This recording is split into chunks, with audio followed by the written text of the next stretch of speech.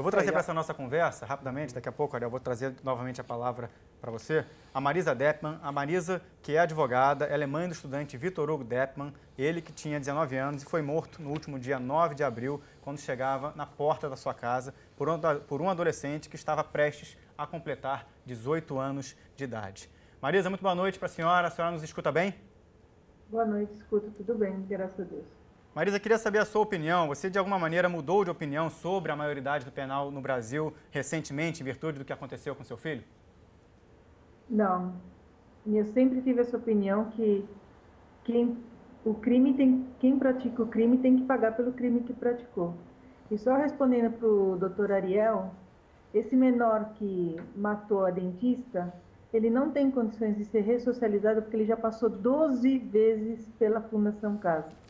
Se ele já teve 12 internações na Fundação Casa, sinto muito, não tenho que o recupere. Então ele deveria realmente estar inserido no nosso sistema prisional, porque ele não vai aprender nada de novo do que ele já não tem aprendido, porque chegar à barbárie de colocar fogo numa pessoa viva, eu não, acho que nem os piores bandidos que estão na cadeia cometem esse tipo de crime.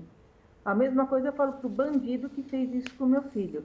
Ele já havia passado pela Fundação Casa e ele já, a partir do momento que ele pega uma arma, ele já não tem mais volta. Ele não tem mais como ser ressocializado. Ele tinha realmente, porque ele executou meu filho de uma forma bárbara, ele tem que estar lá na prisão junto com os outros bandidos, porque ele não tem mais nada a aprender, ele já aprendeu tudo. A rua o ensinou tudo. A escola do crime não é na cadeia, a escola do crime é na rua. É lá que eles aprendem tudo que eles têm que aprender. Então eu falo que a redução da maioridade penal é uma medida que se impõe, que se necessita. Não tem mais como não ser feito isso. Não há mais como o Congresso não tomar uma providência. Eles têm que fazer isso. O povo está clamando por justiça. Agora, como é que a senhora interpreta o fato do Brasil ter um sistema carcerário em colapso, sem estrutura suficiente para atender os detentos, sobretudo também adolescentes? Como é que a senhora acha que isso poderia ser solucionado, uma vez que defende a redução da maioridade penal?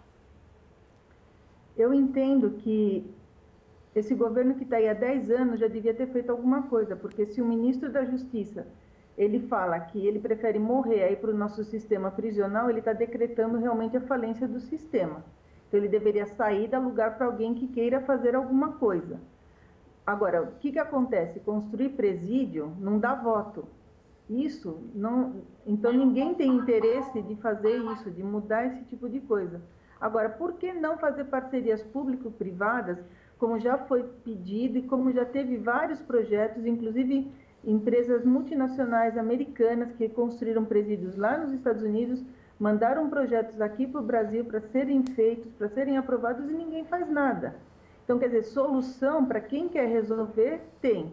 Agora, basta ter vontade política e vontade administrativa para resolver o problema. Marisa, eu vou pedir para a senhora continuar aí pela internet acompanhando o nosso debate. Vou trazer a palavra aqui ao Ariel, já que a senhora citou o caso do adolescente que passou 12 vezes pela Fundação Casa. Queria que o Ariel tivesse a palavra para tentar contextualizar esse tipo de situação. Ariel, como é que se defende? Casos assim, a gente tem que verificar também quem errou, né? Porque nas varas da infância e juventude nós temos uma equipe, não é um juiz sozinho, mas é ele que avalia cada situação. Tem uma equipe técnica que faz relatórios, tem a equipe técnica da própria unidade de internação, onde os adolescentes passam. Tem o Ministério Público também, que é o acusador, que se manifesta, além da defesa. Então, daí tem que se verificar, e a gente não conhece profundamente, o porquê que aquele jovem teve tantas passagens e acabou retornando tão rapidamente para o convívio com a sociedade.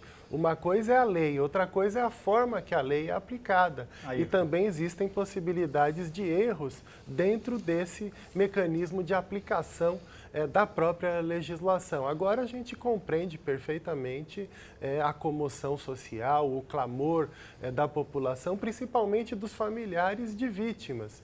Eu, por vários momentos, debati com o doutor Arif Edembar. No começo ele defendia a redução da maioridade penal, o pai da Liana, que teve um caso, um crime muito grave, envolvendo a filha dele e o namorado dela. Hoje ele mudou de ideia, ele é contrário à redução da maioridade, na prática ele defende que aquele que cometeu o crime grave, hediondo, tenha um tempo maior de internação, mas não que ele vá para esse mesmo sistema prisional, porque o doutor Ari compreendeu que colocar esses jovens nesse sistema penitenciário, nós teremos criminosos muito mais brutais depois que eles voltarem para o convívio na sociedade. Você concorda, Ayrton?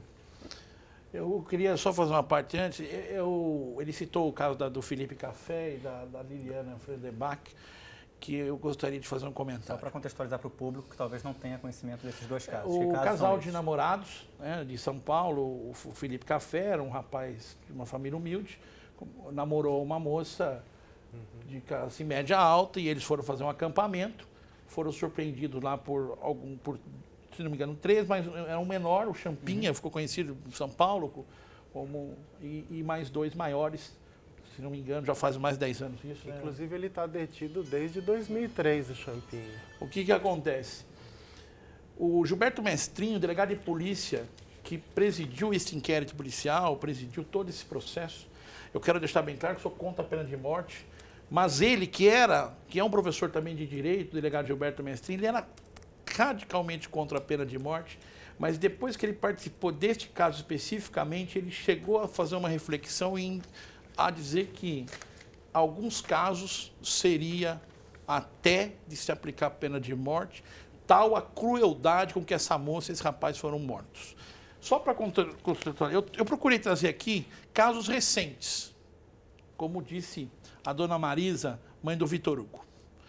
Nós tivemos uma virada cultural em São Paulo nesse final de semana que passou. Em uma série de contratempos. Foi morto Elias Martins Moraes Neto, 19 anos, balconista. O adolescente que efetuou o disparo foi detido 12 vezes também e, não sei qual motivo, estava solto. Nós tivemos 2 policiais militares mortos semana passada em São Paulo. O PM Luiz Carlos Barbosa, de 32 anos, foi morto por um adolescente que esteve 3 vezes na Fundação Casa. Eu questiono um pouco e conheço um pouquinho da Vara Infância e Juventude. Eu já vi crime de roubo sair de lá com advertência. A audiência adverte, liberdade assistida, vai para casa. E aquilo que eu disse, o garantismo penal não é só para o criminoso, o garantismo penal é para a vítima. Mas agora, dentro dos 19 mil adolescentes que cumprem medidas socioeducativas em regime fechado, qual é a quantidade de casos como esse, por exemplo, para que a população possa tentar ali entender?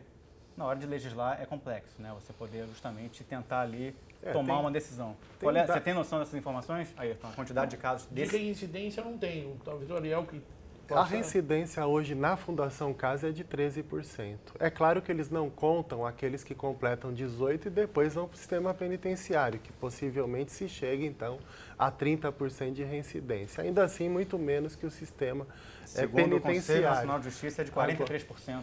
Essa reincidência. Isso foi com base nas entrevistas de 2.000 internos, né? Então não é um panorama geral, né? Foi com base no que os próprios juízes entrevistaram de adolescentes e que alguns disseram que eram e outros disseram que não eram reincidentes. Agora, a Fundação Casa são 9.000 internos e são 134 que cometeram homicídios e latrocínio. 1,5% do total de internos hoje da Fundação Casa é que cometeram esses crimes de extrema gravidade, segundo divulgação há 2 meses, feita pela própria instituição.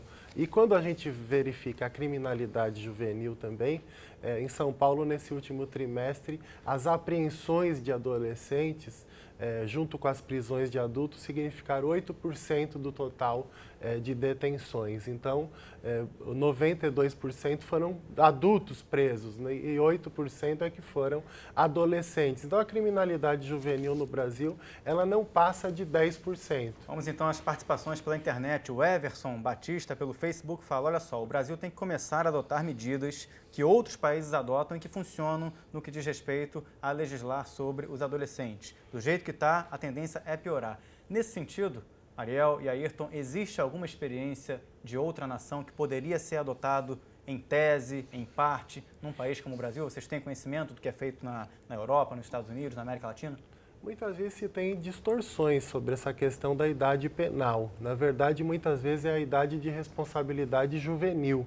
E se a gente for ver dessa forma, no Brasil, a partir dos 12, o jovem é responsabilizado. Existe uma responsabilidade juvenil que pode gerar, inclusive, a privação de liberdade. Mas os levantamentos feitos pelo próprio Unicef, que é o Fundo das Nações Unidas, para a infância, e pela pesquisa Tendências do Crime da ONU, é que 79% dos países adotam o critério de 18 anos como idade penal. Então, é claro, existem as experiências da Inglaterra, dos Estados Unidos, que são muitas vezes colocadas, inclusive nos Estados Unidos eu já estive visitando estados que têm maioridade penal com 18, outras que têm com 12, com 10, e lá existe uma revisão disso, até pelo aumento do índice de criminalidade nos locais onde os jovens são submetidos ao mesmo sistema penitenciário dos adultos. Então, os Estados Unidos está revendo, e a Alemanha e a Espanha, há 10 anos atrás,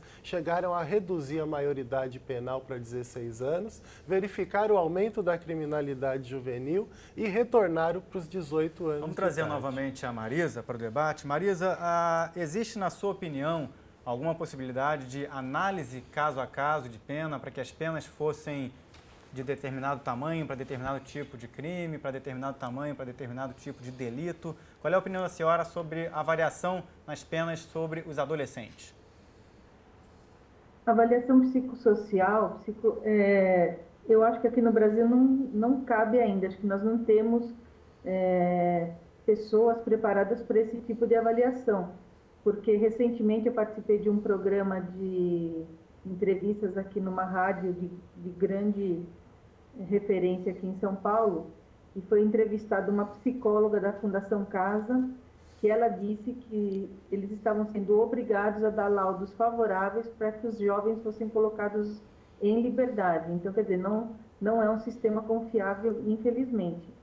O que eu acho é o seguinte, que até um projeto de lei que eu estou fazendo, que já encaminhei inclusive para um deputado federal, que é o Roberto de Lucena, daqui de São Paulo, onde eu entendo que os praticantes de crime hediondo de qualquer idade que pratique o crime hediondo, a pessoa deve sair das asas do ECA e cumprir pena pelo Código Penal, ele ser penalizado com base nas penas dispostas no Código Penal, no Código de Processo Penal e pela Lei das Execuções Penais. Ele sai do ECA e passa a ser imputado pelo Código Penal, que eu acho que é o mais justo. Porque se ele tem, eu falei, que nem foi dito aí, se ele pode casar, ele pode praticar sexo porque foi aprovada a lei da visita íntima para os menores na Fundação Casa. Se ele pode votar e decidir o futuro da nossa nação, por que ele não pode responder pelos crimes que ele pratica? Por qualquer idade. Isso independentemente da trajetória desse jovem, das questões sociais envolvidas, da falta de acesso a determinados bens, da educação, independentemente da trajetória dele. Independente disso, porque se a gente for generalizar e falar, olha, todo mundo vamos dizer, que não tem uma condição social favorável, que passa por extrema pobreza, que vem de comunidades carentes, a gente fosse falar que é bandido, então nós não poderíamos sair na rua, porque a pirâmide social nossa, a base dela, que seria as classes C e D e E, ela deve estar na faixa de pelo menos 40% da população. E como o doutor mesmo Ariel disse, lá nessas porcentagens que ele cita, o número de jovens não é tão grande assim que praticam o crime. Então, quer dizer, tem alguma coisa errada. Eu acho que não é só o fato da carência, eu acho que vem muito mais da família desestruturada, que precisa ser assistida pelo Estado, mas não é só isso, eu acho que tem uma índole, e fora tudo isso, eu ainda entendo que o maior de idade usa o menor de idade na prática do crime. Então ele vai lá e põe um jovem na frente, dá uma arma na mão dele e fala, vai lá, olha, porque você vai pegar 3 anos, eu corro o risco de pegar 30. Então, é muito fácil. Então, pratica o crime, tanto que esse jovem da virada cultural aí que foi citado, quando eles foram presos, o maior e o menor, um ficou jogando a culpa no outro para não responder. O menor fala, não, não fui eu, foi o maior. E o maior fala, não, foi eu. Isso de fato acaba acontecendo. Marisa Deppmann, advogada, falando diretamente de São Paulo. Muito obrigado pela sua participação no Sala Debate de hoje, para que a gente possa tentar esclarecer mais detalhes sobre essa questão da maioridade penal no Brasil. Obrigado e boa noite para a senhora. Boa noite, eu agradeço a participação e espero que realmente os nossos congressistas façam alguma coisa para melhorar esse país. Nesse sentido, meus caros, a gente falou sobre 2 pontos agora. Uma questão de parcerias público-privadas. Queria saber a opinião de vocês sobre a possibilidade de trazer valor ali a um detento, até que ponto isso também se torna um risco ou não para a administração do sistema. E perguntas que chegam pelo Facebook. Se estamos discutindo até essa etapa a redução da maioridade penal, daqui a pouco não vamos discutir para a redução para 13, 14 e 15 anos de idade?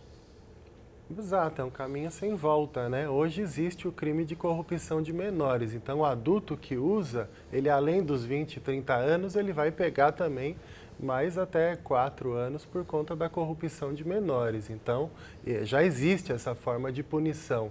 Por que nós vamos punir mais quem está sendo usado do que punir aquele que está usando o adolescente? Daí vai se reduzir para 16, não diminuiu a criminalidade. Para 14, para 12, depois vai se propor o quê? Então, acaba se tornando um ciclo sem volta. Sobre parcerias para a administração penitenciária com a iniciativa não privada, vejo com bons olhos. Risco? Eu vejo.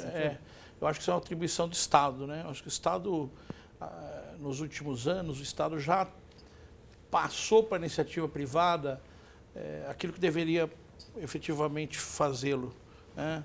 As privatizações, todo esse processo. Agora, a questão de segurança pública, exato, telecomunicações, estradas e outras coisas, né? Exploração de minerais, etc. Essa questão de segurança pública tem que ser a atribuição número 1 do Estado. A grande preocupação nossa hoje, de qualquer cidadão que mora nos grandes centros urbanos, aqui no Rio, em São Paulo, Salvador, é a questão da violência urbana.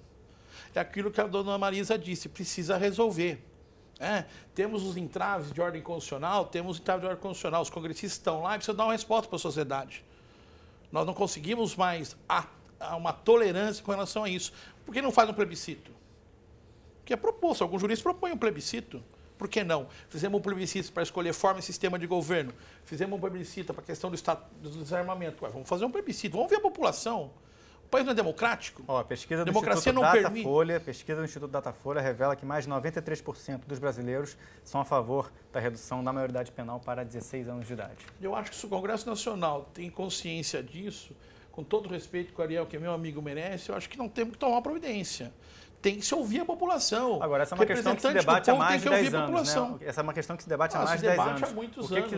O que se leva a crer que vai ser feita uma mudança a essa altura do campeonato? Deixa eu só colocar uma coisa, Daniel. Por que não tem mais o crime de sedução? Sedução era para proteger a mulher. O crime de proteção da mulher. Entendia que a mulher era inocente, dos 14 aos 18, etc. O próprio legislador chegou à conclusão de que aquilo estava em desuso, que aquilo estava desatualizado. Uma moça de 17 anos hoje sabe o que é ter uma relação sexual. Ela não tem tanta inocência. Agora, essa é uma comparação, com relação ao menor...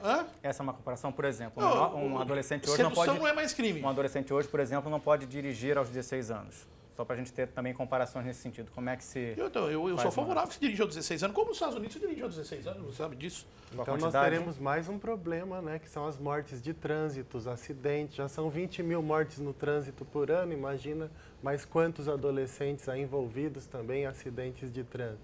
Mas acho que essa não é a questão principal, né? Nós também temos que tratar a questão da prevenção, né? O que o Estado brasileiro tem dado a essa juventude, né? Quando a gente fala em adolescente em conflito com a lei, de 60 milhões de crianças e adolescentes, nós temos 60 mil cumprindo algum tipo de medida socioeducativa. Não é um número grande perto da própria realidade brasileira, mas o que efetivamente tem se feito em torno da proteção social, principalmente, porque aquela criança em situação de risco, em situação de abandono, que não tem um atendimento adequado quando precisa na questão de drogas, quando não tem um atendimento adequado na escola, Então, se todas as portas se fecharem, é a porta do crime que vai se abrir. Se o Estado e a nossa sociedade excluem, é o crime que vai acabar incluindo esse jovem. Então, nós temos que também pensar em como reverter essa situação. Muitas situações em que os jovens são invisíveis na sua comunidade e só se tornam visíveis para o Estado e para a sociedade a partir do momento que eles se envolvem com crime, com tráfico. Muito obrigado pela sua participação no debate de hoje. Infelizmente, chegamos já ao tempo limite da nossa discussão. Até uma próxima oportunidade. Obrigado. Ayrton, muito obrigado pela sua participação. Espero que a gente possa também trazer mais esclarecimentos para o telespectador do Futura. Lembrando que as informações permanecem na página do Futura, no Facebook e no Twitter, para quem quiser trazer mais comentários. Boa noite para você. Boa noite, quero agradecer a você, agradecer ao Ariel pela oportunidade. Muito obrigado. A você de casa, muito obrigado mais uma vez pela audiência. Lembrando que o Sala Debate reprisa aos domingos, às 11 da noite, aqui no canal Futura. E o programa permanece na internet em futura.org.br. Até semana que vem. Tchau, tchau.